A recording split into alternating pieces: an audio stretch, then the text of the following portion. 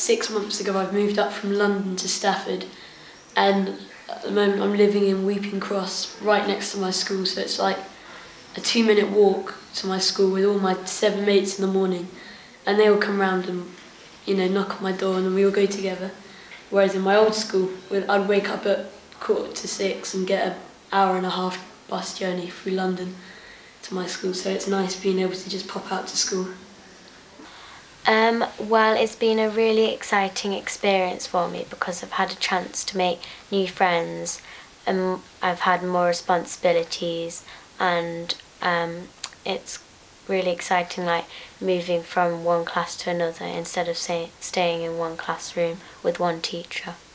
I did lose my bag on the first day. Somebody took it by mistake, but the school were really good and I got it back first thing in the morning. Really and truly, it was far easier than anything I'd ever remembered when I changed school.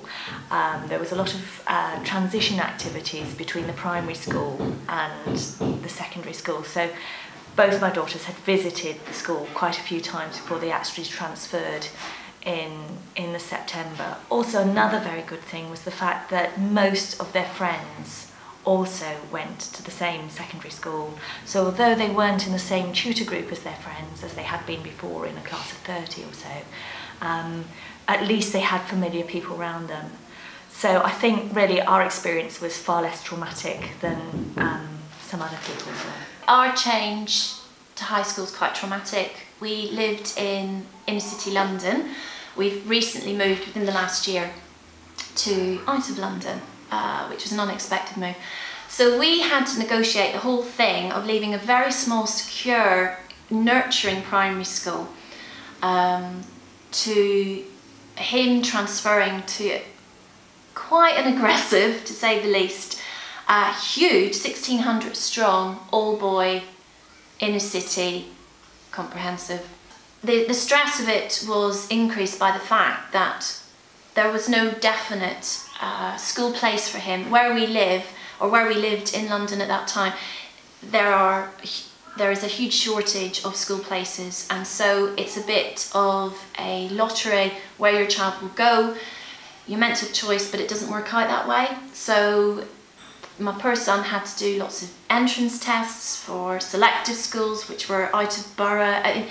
The whole thing actually was completely horrendous, and it wasn't just for him, it was for the whole school, all the kids in our area. That's what they had to go through.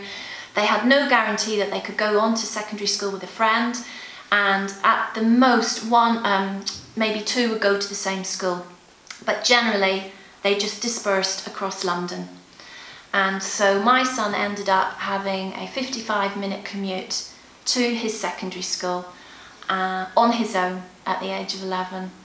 And it was a very, very anxious time. We were very fearful. He was very fearful, but saying all that, he rose to the challenge. And I could not believe how much an 11-year-old grows up in that first year of secondary school. And I was really impressed because he coped, and children do cope somehow. And so despite the fears and the worries, and it's so different to what I wanted for him, I saw my child thrive and learn some really, really good life skills. Well, whatever you're interested in really, so it's like if you're more of a subjecty person that really likes to cope and exercise their brain, like maths and science, you'd want to look for a science or tech school or something like that. But then if you want to do, if you're into more physical stuff, it's best to look for, look at the PE teachers and the facilities and stuff like that in the schools for sports. Well, it's kind of a long way off, but like what facilities they've got and how good it's going to be like later on, like a GCSE or A-level, that's pretty good, because then if you start young, then you get used to the school. So it's a good idea to like think ahead. The facilities, because I mean, like Finn said, if there's stuff that you really enjoy doing, it's kind of worth going to somewhere that specialises in it. Like Walton's science specialist, and they've got pretty good labs, so that's good if you're into that kind of thing. We both chose it because it was the closest one, so it'd be easiest for me to get the timing right. And also, my mum also wanted it because she could, like, it wouldn't take me so long, so she could think I was safe. Say if I lived way, like, a bit further away and I went to that school, it would take longer for me getting home. So say if something happened to me, then I'd be gone for a bit longer. But if I'd have come home in shorter time, then my mum would have noticed and she would have gone, oh, Joel's been quite a long time now, so, and there would have been more time to come looking for me, kind of thing. We made the choice. Our older two children have finished with uni now and they're kind of off our hands, so we wanted to give Lara this opportunity to go to the grammar school. The small class sizes were important for us, and also a place where she'd be pushed academically as well. And the sports was good, so that's why we chose it.